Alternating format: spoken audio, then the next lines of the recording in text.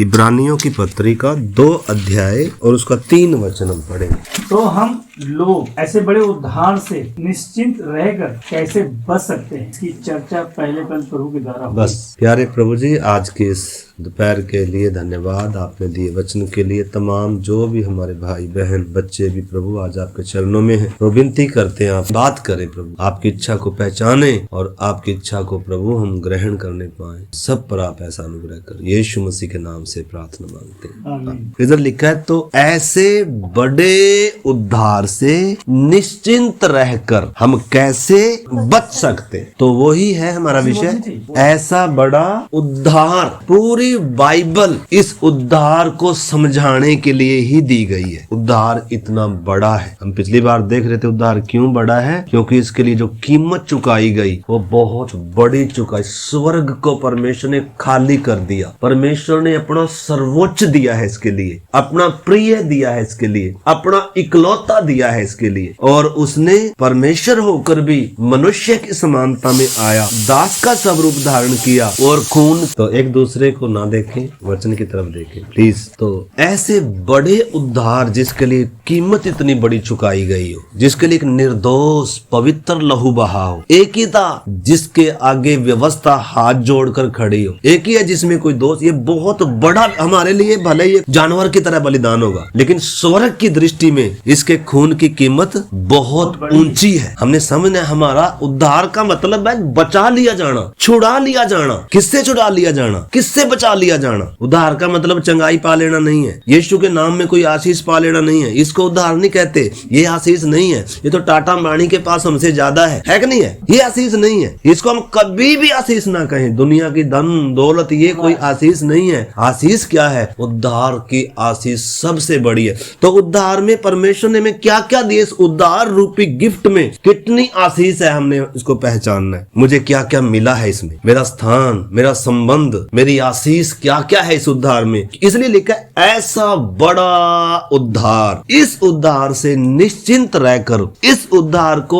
अनदेखा कर कर हम कैसे बच सकते हैं। कोई रास्ता नहीं है, एक ही रास्ता है, एक ही मार्ग है, एक ही सत्य और कोई सत्य नहीं है। तो इस करके इस उद्धार को समझाने के लिए पूरा पवित्र शास्त्र जब परमेश्वर ने दिया है, हम उसी के अकॉर्डिंग क्या सीख रहे हैं? सीख रहे हैं हम इजराइल के जीवन से सीख रहे हैं। इजराइल भी गुलामी में था, शत्रु उसके ऊपर क्या कर रहा था? राज कर रहा था। परमेश्वर के लोग हैं, लेकिन परमेश्वर उनको एक स्वर्गदूत भेजकर छुड़ा सकता था। छुड़ा सकता था कि नहीं? लेकिन कैसे छुटकारा दे रहा है परमेश्वर ने? कैसे छुड़ाया इजराइल को? इजराइल हमारी छाया है। तो आइए हम परमेश्वर के वचन से पहला कुरिन्थियों 10 अध्याय में से एक आयत पढ़ेंगे और फिर हम आगे चलेंगे। पहला कुरिन्थियों 10 अध्याय 1 वचन से पढ़ लीजिए आप। हे भाइयों, मैं नहीं चाहता कि तुम इस बात से अनजान रहो। पौलुस कलीसिया को, विश्वासियों को लिखते समय क्या कह रहा है? मैं नहीं चाहता क्या कि तुम इस बात कि से तुम अनजान इस बात से अनजान रहो। किस बात से?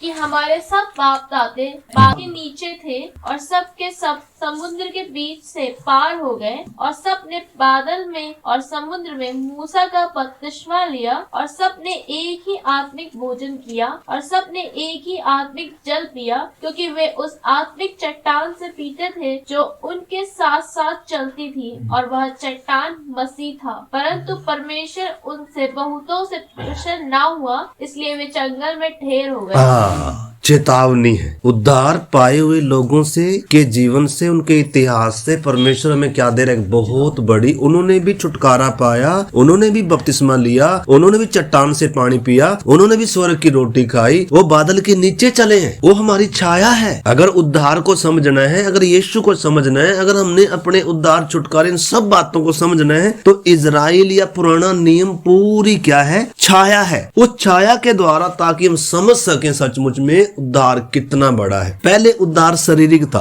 आशीष भी शारीरिक थी, धरती की थी, छुटकारा भी शारीरिक था, बलिदान भी शारीरिक था। लेकिन इस समय हमारा छुटकारा आत्मिक हुआ है, हमारी आशीष भी आत्मिक है, जो किसी आंख ने भी नहीं देखी, जो किसी के चित्त में भी नहीं समाई और जो किसी के कानों में भी अब तक क्या नहीं हुई। ऐसी दुनिया परमेश्वर ने हमारे लिए क्या करके रखी हुई है? तैयार करके रखी हुई है। परमेश्वर हमें क्या देगा? सरप्राइज होगा। वो इतनी खूबसूरत दुनिया होगी। अगर ये दुनिया छोड़ने का मन नहीं है तो वो कैसी होगी जो कभी खत्म, जहाँ आंसू नहीं होंगे, जहाँ दर्द पीड़ा रोग शोक, ये समुंदर, ये सूरज की जरूरत वहाँ नहीं है, शैतान वहाँ नहीं होगा, मौत वहाँ नहीं होगी, बीमारी वहाँ नहीं होगा, ये मिट्टी का शरीर वहाँ नहीं होगा। ऐसी दुनिया है जहाँ परमेश्वर होगा और परमेश्वर के लोग होंगे, नया आकाश होगा, नई पृथ्वी होगा, नया यरूशलेम होगा। मतलब वो दुनिया, इसलिए हम गीत गाते हैं, नया यरूशलेम में मेरा वास सोचकर इस धरती के सारे गम को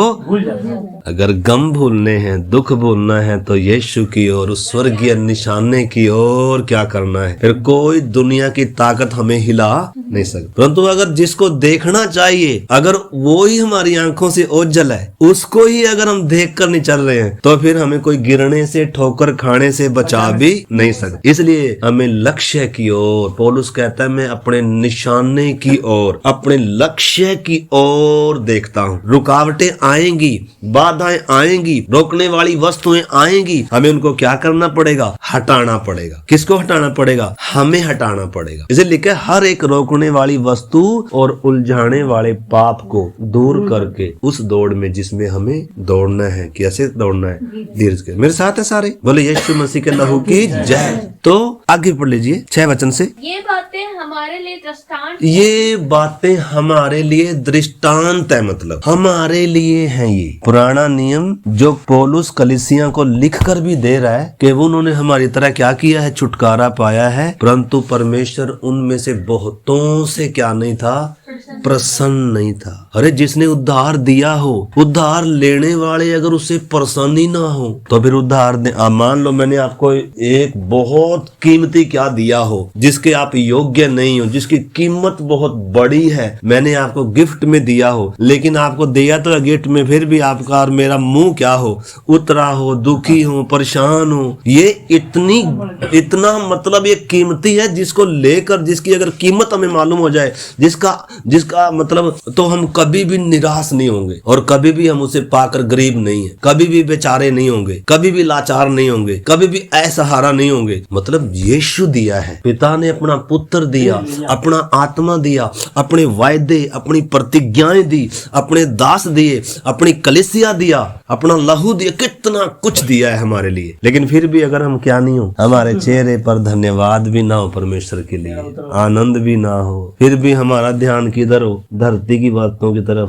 तो फिर क्या किया जाए? परमेश्वर हमसे प्रसन्न होगा? परमेश्वर उनसे क्या नहीं था, इसलिए क्या हो गया? जंगल में ढेर हो गए। हमें चेतावनी दिया है, पौलुस कलीसिया को लिख रहा है। ये हमारे लिए दृष्टांत है, मतलब ये हमारे लिए लिखी गई। आगे पढ़ो। जैसे उन्होंने लालच किया, वैसे हम बुरी वस्तुओं का लालच जैसे उन्होंने लालच किया, हम लालच ना करें। आगे। और न तुम मूर्ति पूजक बनो, जैसे कि उनमें से कितने बन गए थे, जैसा लिखा है, लोग खाने पीने बैठे। हमने समझ, परमेश्वर क्या कह रहा है? जैसे वो बने, उन्होंने लालच किया, वो मूर्ति पूजक बने, ऐसे तुम ना बनो। आगे। जैसा लिखा है, लोग खाने पीने बैठे और खेलने कूदने उठे, और न हम वे विचार करें, जैसा उनमें से कितनों ने किया, और एक दिन में 23,000 मर गए। और न हम प्रभु को परखे, जैसा उनमें से कितनों ने किया और सांपों के द्वारा नष्ट किए गए। और न तुम कुड़कुड़ाओ, जिस रीति से उनमें से कितने कुड़कुड़ाए और नष्ट करने वाले के द्वारा नष्ट किए। ये हमारे लिए है, मतलब किसके लिए? इजरायलियों का जीवन हमें लिख कर देने की क्या जरूरत थी? पुराना नियम हमें तो नया नियम चाहिए था ना, नया नियम। पुराना नियम हमें क्यों दिया? जैसे बहुत सारे लोग बोलते भी, अरे पुराना नियम तो पुराने लोगों के लिए था, हमारे लिए क्या है? नया नियम। नहीं भाई जी, पुराना नियम पहले है, नया नियम बाद में है। पुराना नियम हमारी क्या है? छाया है। अगर नया नियम समझना है, अगर उद्धार समझना है, अगर यीशु को समझना है, तो क्या समझना पड़ेगा? पुराने नियम में पौलुस कलीसिया को बता रहा है, जैसे उन्होंने किया। तो उन्होंने क्या किया था सिस्टर जी? देखो तभी मजा आएगा वचन का, जब आप आगे से क्या कर रहे हो। नहीं तो एक ही तरफ से मैं बोलता रहूंगा तो फिर मजा नहीं आएगा। आगे आ जाओ। बैठ। आपको मालूम है, आप छत कब तक नहीं डालेंगे, दीवारें कब खड़ी करना शुरू करोगे? जब तक नींव नहीं डाली दीवार खड़ी करोगे, लेंटर डालोगे। तो हम कितने दिनों से क्या ही सीख रहे हैं? नींव डाल रहे हैं। अभी नींव की बातें, उद्धार, बपतिस्मा, मन फिराना। अगर अभी तक नींव नहीं डाली तो हम छत डाल लेंगे तो ये क्या है? क्या गिर जाएगी। दीवार भी बिना नींव की रखेंगे तो गिर जाएगी, उसका कोई फायदा। तो क्यों ना चाहे कितना भी दिन लग जाए, पहले हम नींव डालेंगे। क्या डालेंगे? तो पहले क्या है? उद्धार, बपतिस्मा, मन फिराना, ये क्या है? ये नींव है भाई जी। तो उद्धार पा लिया, उद्धार पा रहे हैं, उद्धार पाएंगे। उद्धार हमारी आत्मा से जुड़ा हुआ विषय है, परमेश्वर से जुड़ा हुआ विषय है, हमारे अनंत काल से जुड़ा हुआ विषय है। उद्धार हमारे शरीर से जुड़ा हुआ नहीं है, उद्धार धरती की चीजों से जुड़ा हुआ विषय नहीं है। मेरे साथ है सारे? मैं गलत तो नहीं? गलत हो तो पूछना, ठीक है ना? तो उन्होंने क्या किया उसके बारे में पढ़ रहे हैं 8 वचन। और न हम विचार करें जैसा उनमें से कितनों ने किया और एक दिन में 23,000 मर गए। हाँ। और न हम प्रभु को परखे जैसा उनमें से कितनों ने किया और सांपों के द्वारा नष्ट किए गए। और न तुम कुड़कुड़ाओ जिस रीति से उनमें से कितने कुड़कुड़ाए और नष्ट करने वाले के द्वारा नष्ट। हाँ। परंतु ये सब बातें जो उन पर पड़ी दृष्टांत की रीति पर थी, और वे हमारी चेतावनी के लिए जो जगत के अंतिम समय में रहते हैं लिखी गई।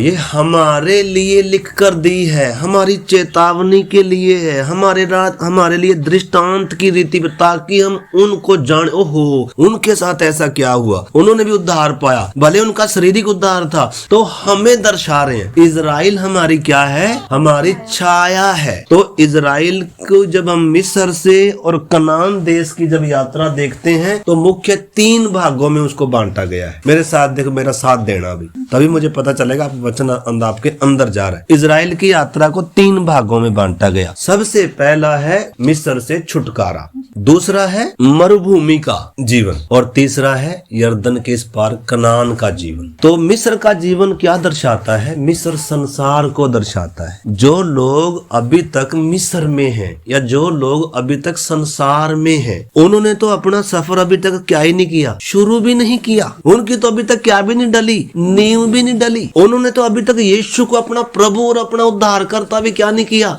स्वीकार नहीं किया। मेरे साथ है सारे? जो अभी तक मिस्र में है, संसार में है, संसार के लिए जी रहे हैं, संसार क्या कहेगा इसकी चिंता है, संसार क्या ही तौर तरीका है, संसार की ही रीति है, तो फिर अभी तक अगला स्टेप नहीं आया, और उससे अगला तो कब आएगा? तो अभी तक किधर है सिस्टर जी? मिस्र में है अभी। मेरे साथ है ना साथ? देखो, मैं गलत तो नहीं कह रहा, वचन देखो स्पष्ट करके दे रहा है। अभी तक भी ऐसा भी हो सकता है मैंने बपतिस्मा लिया, लेकिन अभी तक भी मैं संसार की ज्यादा मुझे क्या चिंता है, तो भी मैं अभी तक किधर बैठा हूँ? मिस्र में बैठा हूँ। और मिस्र का सरदार कौन है? फिरौन है भाई जी। आपका फिरौन अभी जिंदा है, और वो जब जिंदा है वो क्या बनाएगा? गुलाम बनाएगा। सारा संसार उसके वश में है, सब, चाहे वो इंटरनेट हो, चाहे वो फिल्मी जगत हो, चाहे व्यापारी जगत हो, सब कुछ उसके वश में है। सब पर उसकी छाप है, सब पर उसका नियंत्रण है कि नहीं? बताओ। तो जो मिस्र में है, जो संसार में है, जिनको अपनी आत्मा से बढ़कर, प्रभु की इच्छा से बढ़कर अगर संसार प्रिय है, वो ऐसे विश्वासी हैं जो अभी तक भी संसार में ही लिप्त हैं, संसार से ही प्यार है। मेरे प्यारे भाई बहन, वचन कहता है संसार में से निकलो, मिस्र में से निकलो, सदोम में से निकलो, ये नाश होने जा रहा है, इस पर दंड की आज्ञा हो चुकी है, तुम संसार के नहीं हो। यीशु ने साफ कहा नहीं कहा, मैंने तुम्हें संसार में से क्या कर लिया? चुन लिया। क्या चांद पे ले गया कहीं? कलीसिया को रखा किधर ही है? संसार में जरूर रखा है, लेकिन संसार की नहीं है। इसका तौर तरीका, इसका व्यवहार, इसकी रीतियां स्वर्ग के संविधान के अनुसार है। इस संसार का भी एक संविधान है, शैतान का भी एक संविधान है, उसने भी रीतियां चला रखी हैं अपनी। शैतान ने पूरे संसार में अपनी क्या चला के रखी है? अब हर जगह उसकी छाप मिलेगी शैतान की, और उसकी रीतियां चल रही है, उसी के तरीके से दुनिया चल रही है, क्योंकि वो राजा है संसार का। फिरौन मिस्र का क्या है? राजा है भाई जी। सबके ऊपर उसकी छाप है और सबको गुलाम बनाकर रखा है। लेकिन परमेश्वर ने इजराइल को उनके वश से क्या किया है? छुड़ाया है। तो अगर आपने सही रीति से उद्धार को समझना है तो इन बातों का समझना बहुत क्या है, जरूरी है मेरे प्यारे भाई बहनों। तो पहला है मिस्र का जीवन, दूसरा है मरुभूमि का जीवन। मरुभूमि का जीवन क्या दर्शाता है? जब हम अपने ही लिए जी रहे, अपनी ही चिंता है, अपनी ही मर्जी है, अपने ही प्रोग्राम है। हमें परमेश्वर की इच्छा से दूर दूर तक क्या नहीं है, कोई लेना देना नहीं है। उसने मुझे क्यों बनाया, उसकी मेरे जीवन से क्या इच्छा है, उसने मुझे उद्धार क्यों दिया, वो क्रूस पर क्यों मरा, उसकी मेरे जीवन से क्या योजना है। अगर वो उन चीजों से हम वास्ता नहीं रखते हैं तो मरुभूमि में भटक रहे हैं। किधर भटक रहे हैं? लाल समुद्र तो पार कर लिया होगा, कितनों ने तो अभी लाल समुद्र क्या नहीं किया। कितने हैं जो आज लाल समुद्र अभी तक आपने क्या नहीं किया, पार नहीं किया। बहन जी कब करेंगे? ऐसे थोड़ा बोलने से बात चलेगी। किसी ने आपके इतनी बड़ी कीमत दी, मुंह पे थुकवाया, अरे जब आप उसकी तरफ देखोगे आप देर नहीं करोगे। आप देर कब तक है? आपका ध्यान अभी तक किधर नहीं गया? क्रूस पर चढ़ाए मसीह की तरफ गया नहीं गया। आपका ध्यान इधर उधर है, संसार की तरफ है, लोगों की तरफ है। वो क्या कहेगा, ये क्या है, अरे जो मेरे लिए मरा, जिसने मुझे बनाया, जो माँ के गर्भ से रचता आया, जो हर दिन मेरा बोझ उठाता है, खून का अंतिम कतरा जिसने मेरे लिए बहाया, मेरे मुंह पर थुकवाया, नंगा क्रूस पर लटका, मेरे पाप शराब जिसने अपने ऊपर ले लिए, वो कौन है? कोई गुरु था क्या? सृष्टि का मालिक था। जब ये देखो क्रूस का संदेश, क्रूस पर लटके हुए को जब तक हम नहीं समझेंगे शत्रु हारेगा। क्रूस पर प्रभुताएं तोड़ी गई, क्रूस पर मृत्यु का नाश किया गया, क्रूस पर पर्दा हटाया गया, क्रूस पर क्या किया गया, मुर्दों को जिलाया गया, शैतान की सारी प्रभुताओं को। अगर क्रूस अभी आपने समझा नहीं है तो फिर छुटकारा कहां से आएगा? इसलिए शैतान ने किया ही क्या है, क्रूस के संदेश को ही क्या कर दिया, छुपा दिया। आगे क्या ले आया? यीशु आशीष देता है, यीशु बरकत देता है, यीशु बीजा लगाता है, ये जो लॉटरी लगाता है, यीशु नौकरी देता है, काला धन भी आता है। सच है मेरे प्यारे भाई बहनों। क्रूस का संदेश कहाँ गया? चेला बनाने का संदेश कहाँ गया? मिस्र छोड़ने का संदेश कहाँ गया? अलगदाई का संदेश कहाँ गया? उसको क्या कर दिया? मेरे साथ है, मैं गलत तो नहीं है? सपोर्ट करते हैं ना वचन को? करते हैं ना सिस्टर? सच है। अगर यही सच है तो फिर बाकी तो आज लाल समुद्र के इस पार है, इस पार है। कितने अभी तक लाल समुद्र के बेचारे? अरे कब लाल समुद्र पार करेंगे? वो वध हो चुका है। छुटकारे की रात उसी दिन है जिस दिन वो क्या हो गया, वध हो गया। उस दिन छुटकारे की क्या थी? जिस दिन यानी कि आपने क्रूस के संदेश को, अपने पापी होने को पहचान लिया, भाई जी देर ना करें, उसी दिन आपके उद्धार का क्या है, दिन है। इस उद्धार में देर नहीं करनी, नहीं तो देर हो जाएगी। खून सूखने से पहले उन्होंने लहू को किधर लगाना है? चौखट पर लगाना है, और चौखट पर लगाने के बाद अंदर बैठकर तैयारी करनी है मिस्र छोड़ने की, जूता डालकर। वो सब हमने पिछली बार से हम देख रहे थे। तो दूसरा स्टेप हम देख रहे फिलहाल। दूसरे स्टेप में मरुभूमि का जीवन है, जो हम अपनी ही इच्छा के अनुसार चल रहे, अपनी ही मन मर्जी से चल रहे। हमें परमेश्वर की मर्जी से कोई क्या नहीं है, कोई सरोकार नहीं है। तो मरुभूमि में जैसे ये क्या हो गए बेचारे, ढेर हो गए, हम भी क्या हो जाएंगे। मतलब वो स्वर्गीय जीवन को, वो दूध और मधु के, वो कनान के देश को, यानी कि यर्दन पार के उस अनुभव को हम कभी क्या नहीं कर पाएंगे, कभी भी हम अनुभव नहीं कर पाए। तीसरा जो स्टेप है, आपको मालूम है, पढ़े आप मेरे साथ, यूहन्ना 10:10। चोर किसी और काम के लिए नहीं, परंतु केवल चोरी करने और घात करने और नाश करने को आता है। मैं इसलिए आया कि वे जीवन पाए और बहुतायत से पाए। बहुतायत का जीवन, एक तो जीवन होता है, मतलब जीवन तो इन्होंने कब भी पाया, छुटकारा तो मिस्र से जब निकले तब भी पा लिया ना, लेकिन बहुतायत से नहीं पाया, दूध और मधु का जीवन। उसी प्रकार प्रभु यीशु मसीह किस लिए आया? इसलिए नहीं आया ताकि हम मिस्र में ही रहें, फिर उनकी गुलामी ही करते रहे। वो इसलिए नहीं बद हुआ कि हम मरुभूमि में क्या काटते रहे, चक्कर का। वो इसलिए बलिदान हुआ ताकि यर्दन पार पहुंचकर उस देश को हम क्या करें, कब्जा करें। क्या करें? उस राज्य को अपने कब्जे में ले ले, जीतना है वो राज्य। तो उद्धार बेसिक बात है, बपतिस्मा बेसिक बात है, शुरू की बात है। इसके आगे कितना कुछ है। बहुतायत का जीवन है, स्वर्गीय जीवन है, पवित्र आत्मा की भरपूरी, पवित्र आत्मा के फल, आगे भरपूरी का जीवन है, जय का जीवन है। पौलुस कहता है परमेश्वर हमें जय के उत्सव में लिए फिरता है। यानी कि मसीह जीवन मिस्र का जीवन नहीं है, मसीह जीवन मरुभूमि का जीवन भी। हाँ, शुरू का जीवन है ये। परमेश्वर शुरू में कुछ सिखाते हुए लेकर चल रहा है, लेकिन सारी उम्र न तो मिस्र में बिताने का जीवन है मसीह जीवन, और न मरुभूमि में बिताने का। यर्दन के इस पार है वास्तव में बहुतायत का जीवन, दूध और मधु का जीवन। तो इस करके आइए निर्गमन 6 अध्याय का 3 वचन उसमें पढ़ेंगे, 6, 7 और 8। इसमें तीनों पड़ावों का जिक्र है। परमेश्वर क्या कह रहे हैं? इस कारण तू इजरायलियों से कहे, मैं यहोवा हूँ, तुमको मिस्रियों के बोझों के नीचे से निकालूंगा और उनके दास्तव से तुमको छुड़ाऊंगा और अपनी भुजा बुढ़ाकर और भारी दंड देकर तुम्हें छुड़ा लूंगा और मैं तुमको अपनी प्रजा बनाने के लिए अपना लूंगा और मैं तुम्हारा परमेश्वर ठहरूंगा। जान लोगे कि मैं तुम्हारा परमेश्वर यहोवा हूँ, जो तुम्हें मिस्रियों के बोझों के नीचे से निकाल ले आया हूँ। और जिस देश के देने की शपथ मैंने अब्राहम, इसहाक और याकूब से खाई थी, उसी में मैं तुम्हें पहुँचाकर उसे तुम्हारा भाग कर दूंगा। मैं तो यहोवा हूँ। आमीन। ध्यान से प्रार्थना पूर्वक इस उद्धार को, इस छुटकारे को आपको समझना पड़ेगा। अने तो जो कुछ बोया गया शैतान सारा कुछ बटोर कर लेकर चला जाए। हम खाली के चोर है वो। अभी प्रभु का वचन हमने पढ़ा, क्या चोर किस लिए आता है? चोरी करने। क्या चोरी करके लेके जाएगा? हमारे उस तिजोरी में रखे हुए पैसे थोड़ा, वचन। उसको मालूम है ये वचन ही है जो इनको मुझसे क्या कर सकता है? दूर कर सकता है, इनको नया जीवन दे सकता है, इनको आनंद और शांति से भर सकता है। इस करके वो वचन चुराता है, हमारा पैसा नहीं चुराता। इसलिए हमें पैसे से बढ़कर वचन की क्या करनी चाहिए? चौकसी करनी चाहिए। वचन से क्या करना चाहिए? प्रेम करना चाहिए। वचन से हमें जीवन मिलता है। वचन हमारे मार्ग का, पाँव का क्या है? दीपक और उजाला है, आत्मिक भोजन है, ये आत्मा की तलवार है। शैतान चाहता है इनके पास सब कुछ हो, धन हो, दौलत हो, बिजली, सब कुछ हो, लेकिन क्या ना हो? वचन ना हो, खाली ठन ठनाते हो। इस वचन को क्या करना है? हमने इस वचन को भरना है। आज सुबह हमने अच्छी शुरुआत करी सबने। आज से हम क्या करेंगे? सुबह उठकर सबसे पहले वचन को क्या देंगे?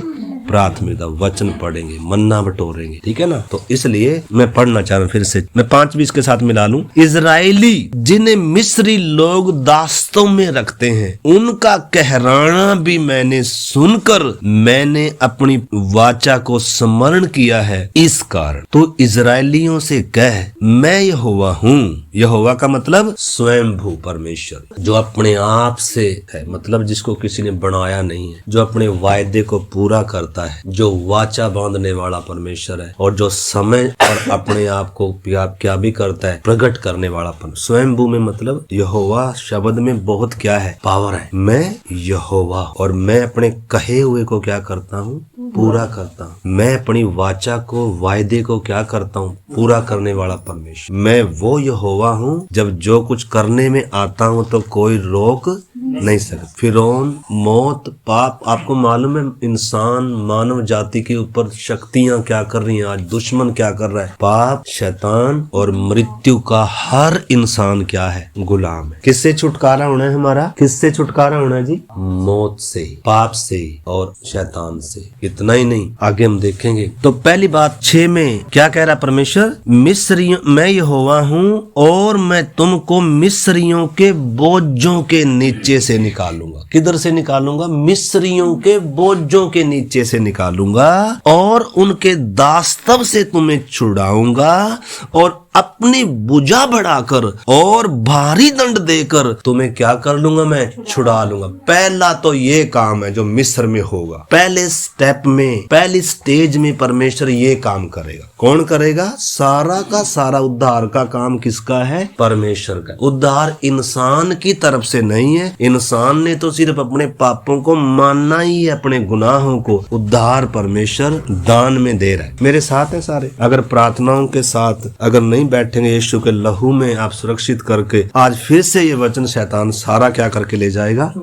चुरा कर ले जाएगा। जिस वचन ने हमारा उद्धार करना है, जिस वचन ने हमारी सोच को बदलना है, जिस वचन ने हमें आनंद से भरना है, जिस वचन ने हमें आजाद करना है, शैतान नहीं चाहेगा ये वचन हमारे मन में रहे, हमारे दिल में रहे, वो चुरा कर ले जाएगा। इसलिए शैतान को क्या नहीं चुराने देना? वचन। बोलो पैसे ले जा तू चुरा के, लेकिन क्या नहीं चुराने दूंगा? वचन को पैसे से ज्यादा प्रेम करेंगे हम? क्यों नहीं करेंगे? तो वही तो कह रहा हूँ, वचन को पैसे से ज्यादा प्रेम करेंगे नहीं है? वचन अटल है या पैसा अटल है? वचन अटल है। वचन सत्य है या पैसा? लेकिन धन का धोखा, धन तो एक धोखा है। एक दिन बहुत रोना पड़ेगा। वो धनवान व्यक्ति बहुत धनी था, सुख विलास से रहता, धूमधाम से रहता, उसको पता ही नहीं था। वो तो सोचता था हाँ ये ही है मेरे पास धन। अब तो तेरे पास है मेरे प्राण, तेरे पास तो बहुत वर्षों के लिए हो गया, अब तो मौज कर, आनंद कर। कह रहा हे मूर्ख, आज ही रात तेरा प्राण तुझसे ले लिया जाएगा, फिर ये किसका होगा? तो इस करके हमें कभी भी पैसे को, धन को, दौलत को, दुनिया को, आदर को, इज्जत को, सम्मान को कभी भी प्रभु से और वचन से बढ़कर नहीं समझना चाहिए। उद्धार महान है, उद्धार बड़ा है, परमेश्वर बड़ा है, वचन अटल है। इसलिए लिखा है वचन पूरा होगा। इसलिए वचन से क्या करें, इस वचन से लिपटे रहें। वचन कभी आपको धोखा नहीं देगा, वचन कभी आपको और मुझे छोड़ेगा नहीं। वचन सदा आपको अंधियारे में भी रोशनी देगा, आपकी आत्मा का तलवार बनेगा, आत्मा का। मेरे साथ है सारे कि प्रार्थना करें, लेकिन ये थोड़ा हार्ड है। इसको सुनते समय क्या आती है क्योंकि कौन नहीं चाहता ये वचन किसके अंदर चला जाए। चंगाई का, आशीष का हो तो अभी हालेलुया सारे की क्या निकलेगी। अभी लॉटरी लगने जा रही है जी हमारा क्या निकलेगा, नींद आएगी, क्योंकि वहाँ शरीर की बातें हैं, लेकिन इधर आत्मा का भोजन है, अमरता का जीवन है, जिसमें शरीर हमारा क्या नहीं करता है। इससे पता चलता है शरीर हमारा क्या है, मित्र नहीं है, वास्तव में क्या है अरे मिट्टी है। मेरे साथ है कि नहीं कितना कुछ आगे बढ़ने के लिए आगे बढ़ा नहीं जा रहा। तो 6 वचन में परमेश्वर कह रहा है मैं छुड़ाऊंगा, और फिर 7 वचन क्या कह रहा है, और मैं तुमको अपनी प्रजा बनाने के लिए अपना लूंगा, और मैं तुम्हारा परमेश्वर ठहरूंगा, और तुम जान लोगे कि मैं तुम्हारा परमेश्वर यहोवा हूँ, जो तुम्हें मिस्रियों के बोझों के नीचे से निकाला। मतलब दूसरे स्टेप में क्या, मैं तुम्हें अपनी प्रजा बनाऊंगा। पहले मैं छुड़ाऊंगा, दूसरे में अपनी प्रजा बनाऊंगा। कहाँ, मरुभूमि के का जो पड़ाव है उसमें मैं तुम्हें क्या करूंगा, तुम मुझे जानोगे वास्तव। यानी कि मेरे साथ है सारे, जल्दी प्रार्थना करें। पहले पड़ाव में परमेश्वर ने हमारे लिए काम किया, दूसरे पड़ाव में परमेश्वर हमारे अंदर काम करता है। पहले पड़ाव में परमेश्वर ने हमें मिस्र से निकाला, दूसरे पड़ाव में परमेश्वर हमारे अंदर से मिस्र को, संसार को निकाल, क्योंकि हम संसार से क्या है, भरे हुए हैं। किससे भरे हुए, मैं सही बोल रहा हूँ गलत बोल रहा हूँ सिस्टर है। पहले पड़ाव में मिस्र से निकाल रहे, भारी दंड दिया है, किसी को बड़ी कीमत चुकाई है, मेमना वध हुआ। कोई छोड़ने वाला, शैतान छोड़ देगा, अधिकारी है वो इस जगत का, सब कुछ उसके वश में, बुद्धियों को सील करके रखा है, बड़े बड़ों की बुद्धि को, आंखों को अंधा करके रखा है, और क्या करवा कर रखा है आपको मालूम है, शैतान ने इंसान को कितना क्या करके रखा हुआ है। इतनी भारी गुलामी है उसके कब्जे से मुझे और आपको परमेश्वर ने क्या किया है, क्रूस के द्वारा बड़ी कीमत चुकाकर शैतान के सिर को कुचलकर हमें उसके वश से क्या किया है। आपको मालूम है कितनी बड़ी कीमत दी गई। मेरे साथ है कि नहीं। जब हम यीशु को अपने सृजनहार परमेश्वर की तरफ देखेंगे तो फिर संसार में जीने का क्या नहीं करेगा, संसार की मित्रता, संसार का तौर तरीका, संसार की आदर इज्जत की फिर हमें क्या नहीं होगी, क्या नहीं होगी सिस्टर। लेकिन अभी भी है ना। इससे पता चलता है मतलब ये वचन आपके अंदर ना चला जाए, कितनी बड़ी क्या है, कोई लड़ाई लड़ रहा है, कोई इस संसार का ईश्वर है। ये मजाक नहीं है, हम इधर ये वचन पढ़ रहे हैं, ये जीवन का वचन। उसका पार बसाए तो हमें जेल में ठोक दे, उसका पार बस, सारा संसार उसके बस में है। लेकिन ये परमेश्वर का अनुग्रह ही है जो परमेश्वर क्या कर रहा है, ये मौका दे रहा है। इसकी गंभीरता को हमने क्या करना है, समझना है। ब्रेक देंगे।